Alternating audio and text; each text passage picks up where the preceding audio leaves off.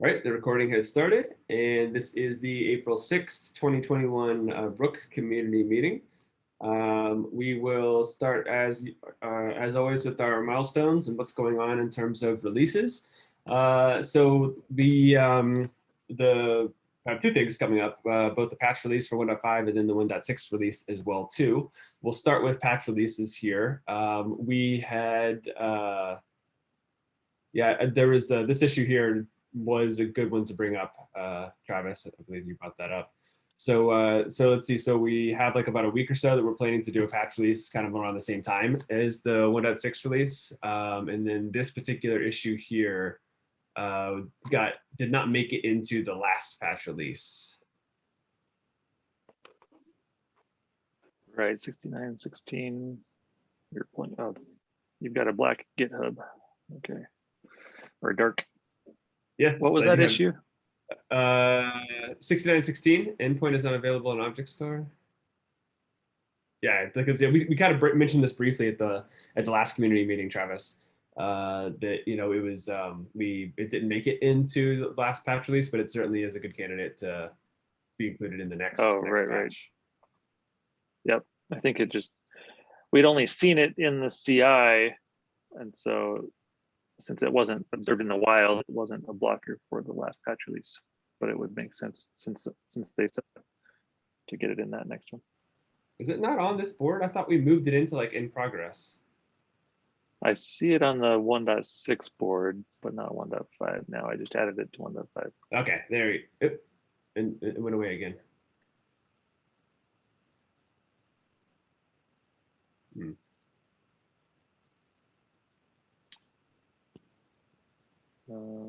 Let me refresh the board here. 6916, right? Yeah. Okay. Now it's back. Yep. Okay. Okay. Okay. Yeah, we'll look at that. Yeah. Any other items to mention that would be big candidates for the next 1.5 patch? Well, I guess the second one here in the Seth dashboard credentials are failing to be set in the latest Seth releases. That one we need to get back in 1.5 as well. So Subham has a fix for that, just doing final testing. And the first one on this list is one we've had for a long time. I'm going to move it out of the blocking release column. We're narrowing in on the fix. We may have it in time and to backport to 1.5, but is that on the 1.6 board you said, or does this not affect the like 1.6 and builds from mainline? The 74. Yeah, 7462. This one here, yeah. Yeah, it doesn't affect really either 1.5 or 1.6 as far as blocking goes. It's just something that we would really like to have. Oh, okay. But I'll add it to the. Well, if it's in the 1.5 board, I don't think we need it in the 1.6 board because that's implicit. Do you think it'll be gotten to though? It just at the top of the to-do column here. I feel like we're close, and probably we'll get to it. Yeah. Oh, yeah. We should put it in progress. Oh, there we go. Yeah, let's do that then. There we go. That's more clear there. Okay, cool. That's fine. I'm good now. Cool. All right. So then that's 1.5.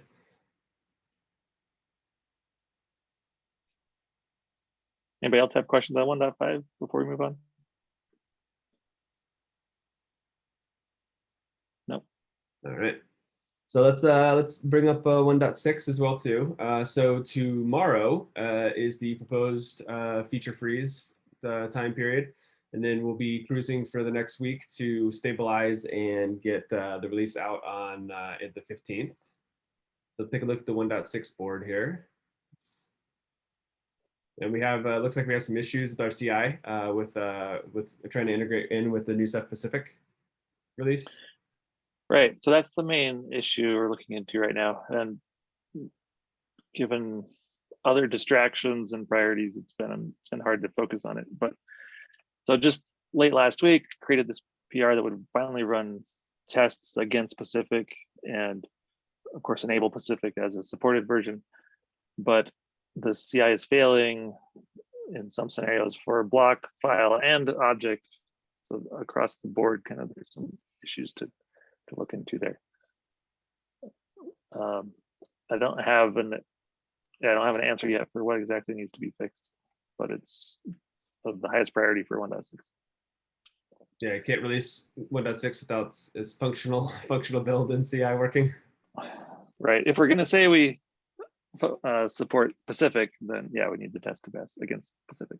Yeah, we had talked about that recently as well too, of having the release, like holding the release for Pacific support to come in. That still makes a lot of sense to me. Right. I'd still like to try and branch in the next day or two, even if that issue is still persistent. And but I want to see how far we can get in the next day or two, and maybe it'll just be resolved and it won't be an issue. Who's focusing on that right now? I was focusing on it, and Seb was also going to help me out. Awesome. 2 top minds are on that one then. Sounds great. I like the reaction, Seb. He's like, eh. All right. Any other, like the to-do column here, a lot of these will just, they won't quite make the cut for the time constraints for 1.6, and we'll move them along to 1.7, probably do a triage to see, what's still relevant and still high value to include in the plan for 1.7. Exactly. I didn't get a chance this morning to do a full triage, make sure I want to make sure whatever we think is blocking the release is in that blocking release column, even if it's in progress or in review. Yeah, so we can burn down. Exactly. And everything else can wait for a patch release, basically, if we need to. That's fair. Okay, any other notes on 1.6? It seems like the priorities are clear around, getting the specific support in, getting the things finished off in the blocking release column, like the upgrade guide as well too, and make sure that that's clean and good for the 1.6 release. Anything else on 1.6? And thanks to Blaine for picking up the upgrade guide, as he commonly does. So yeah, thanks to Blaine for many things. Absolutely. Cool. Okay. Well, then the plan is clear there. We're winding down towards getting a release out. So keep focusing on that. The release blog image, I pinged Matt on that. Travis, did you want me to ping him again too to make sure that's still on his radar? Right. And for next week, right now, unless it slips again. So no rush. Right. Let me there's no draft of a blog until at least next week. Yeah, I'm pinging it right now.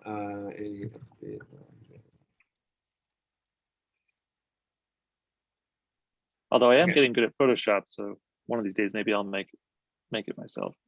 Are you considering a career change to graphic designer? Right. Yeah.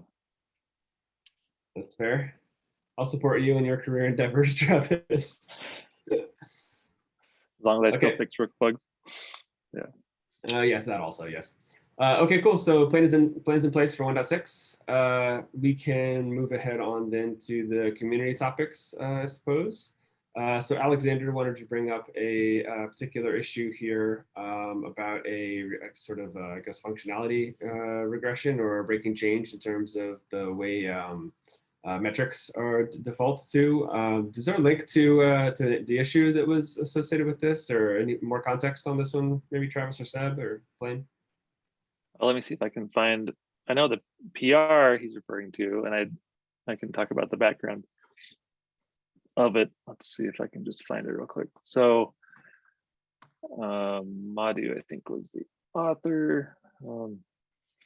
So gRPC metrics are something. So the CSI reports these metrics, and it was added. They were added a long time ago, like a year ago. I can't remember, but really they're advanced metrics that just don't need very often. So they really should have been disabled by default from the start. And they're also using a port that can potentially conflict with other things running in the Kubernetes cluster because it's running on the host network. And so we were finding some downstream examples at least where this port was a problem, but upstream people are constantly asking, well, how do I change the port, because it's conflicting with something else too. So it's not just downstream, it's upstream. So since these are advanced metrics, we didn't see it as a breaking change, but for those who want to re-enable it, there is a setting to re-enable the metrics. So that's not the problem. So whoever reported it, I can't remember, just said that they were surprised by the metrics going away and they had to, but then I think they were fine once they re-enabled them. So let me paste the issue in here. Yeah, that's the summary. I think we did the right thing, and if only one person reported they were confused, I'd say it's a successful small breaking change. But yeah, breaking changes should always be carefully considered, and this is one that just didn't seem like it would impact hardly anyone.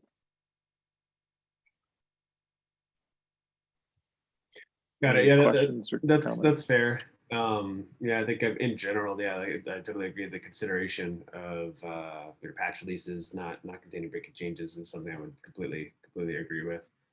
So like there was some consideration to this, and it was not quite a typical case, so to speak. But and then at least the users aren't like entirely blocked. Like they can re-enable them again as well too. So that is at least a good thing.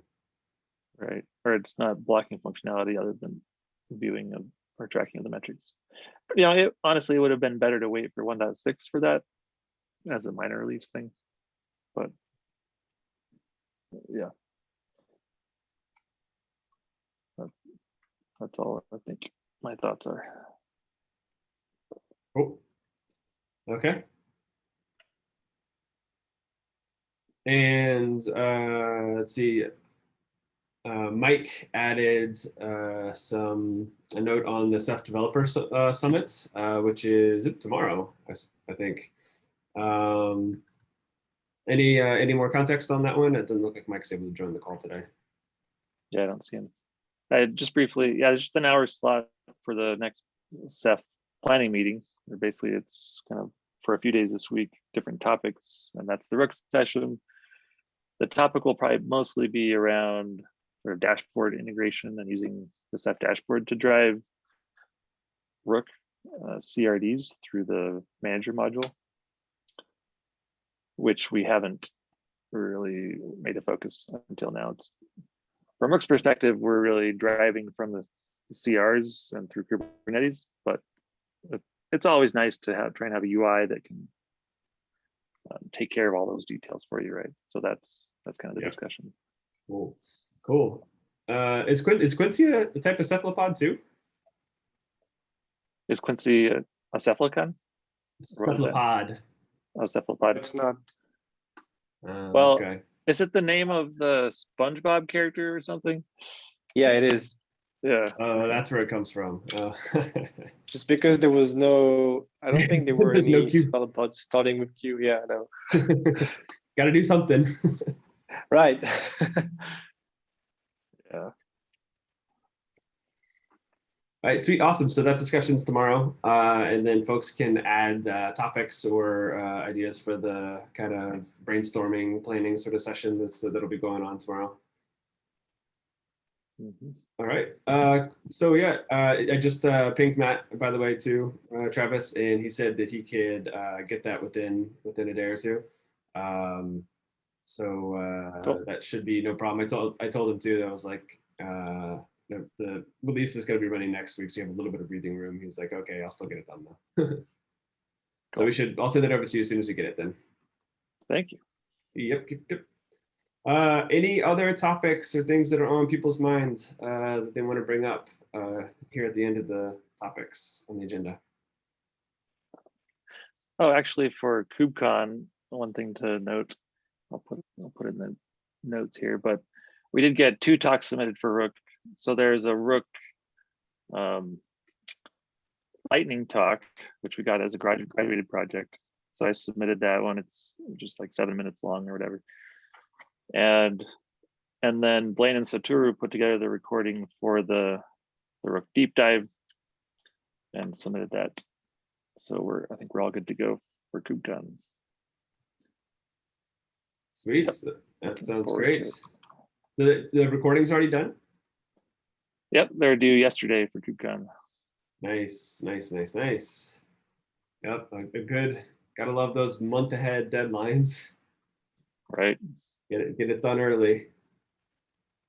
Yep. Yeah. But good job on that. Thank you for doing that. Yes. Yeah, and as part of the deep dive, Sotura did a demo of installing a cluster on a local storage provider, basically. So it's anyway. I don't think we've done a demo in a KubeCon recorded talk for a while. We've just been talking, so something a little different. Yeah, it's a good demo. Solid. Yeah. And yes, Abdullah, you have your hand up. Did you wanted to add something to it? Oh, hi. I'm new to Rook, so I just joined. I need some help in getting my cluster up and running. Also, one of the questions that I have is, do we support 2 networks for the Seth pods for public and cluster networks? And if you guys have any configuration I can use, that'll be great. Did you already ask in the Slack channel? I think you've asked questions there regularly, right? Yeah, I had some issues open in the CSI channel with that. Oh, in this FCSI channel? Okay. Yes, yeah. Is that from how long ago? Slack would probably just be an easier place to troubleshoot that than in this meeting. That's all. So, oh, I see your comments from last Wednesday now. From That last one? week, yeah. Okay. Yeah, if you don't hear back from us in 24 hours, usually it's fair to ping us again on Slack so we don't forget it. Okay. So we'll follow up there. All right, cool, thanks. Is it okay if I attend the meetings bi-weekly or? Yeah, and anybody's welcome to join this meeting for sure. Yeah, and Okay. Travis, is there any general high level guidance they want to share real quick, just about using 2 separate networks for the cluster traffic and target traffic?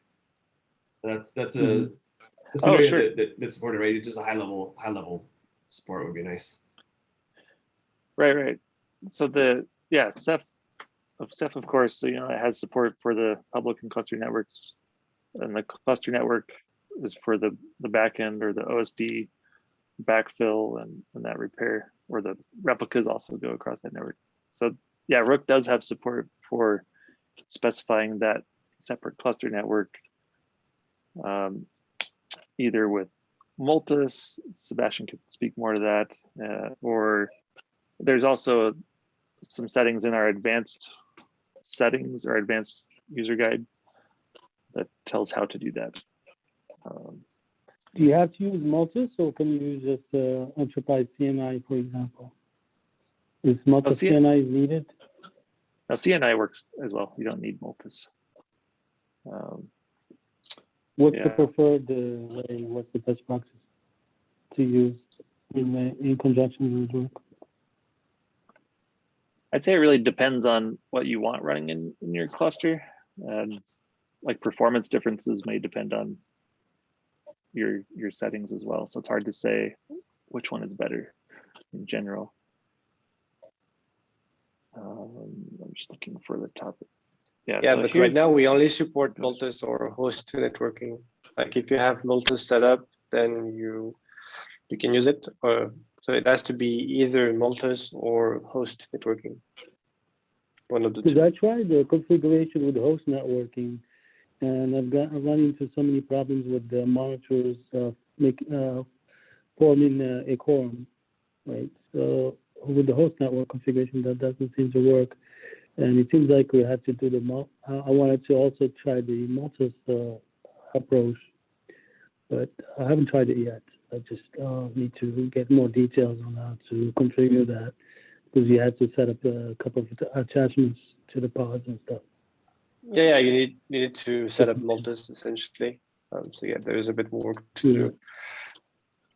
Okay, so it I'm sounds like- just I going haven't to gotten pass to the that. official doc we have. Not sure if you saw it already. We have a doc that explains how to set up, not set up Multus, but set up the prerequisites so that Rook can work with Multus. Mhm. And you I probably guess already saw the guide that I linked there on how to set it up with host networking. At least. Yeah. Go ahead, Seth.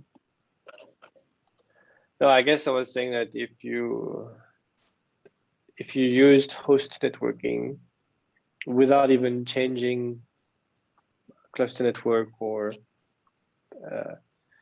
public network, and it wasn't working because months were not forming quorum, then it's probably a good idea to open an issue for this so we can take it Yeah, I do have one a step ticket further. open in CSI. You have a Oh, ticket CSI, open but in CSI is not going to help you with that. So CSI is not going to help you with that. That's supposed to be a different channel, or If you have opened an issue on the Seth CSI repo, then I doubt they will assist you on that because it's more a Rook thing at this point. So I would open an issue on the Rook repo instead, so that we can On look at the logs Rook? and everything. The Rook yeah, because I repository. attached the operator. I attached the operator logs in there, so maybe I can open a ticket against Rook itself. Yeah, just open a ticket here. With and we have a description on how to open a bug, so that you have to report versions and provide logs and everything. On the GitHub. Okay. Yes. Okay.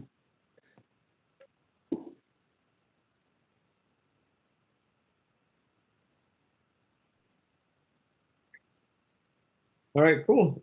Yeah, thanks for bringing that question. And then hopefully we can follow up on the issue and on Slack to get into more details about it. But you know, it's good to have that high level conversation here and kind of get some direction. So thanks everybody there. Okay, and one more question. For example, like for to use multi-CNI, you need to remove the CNI that comes with the Kubernetes, or you can have them both installed. Do you guys know on the cluster? I think you have to use Multus and then use a CNI inside Multus, because Multus is a meta operator, if you will, that embeds multiple CNIs. So we need CNI, the underlying CNI as well. Okay. Yeah.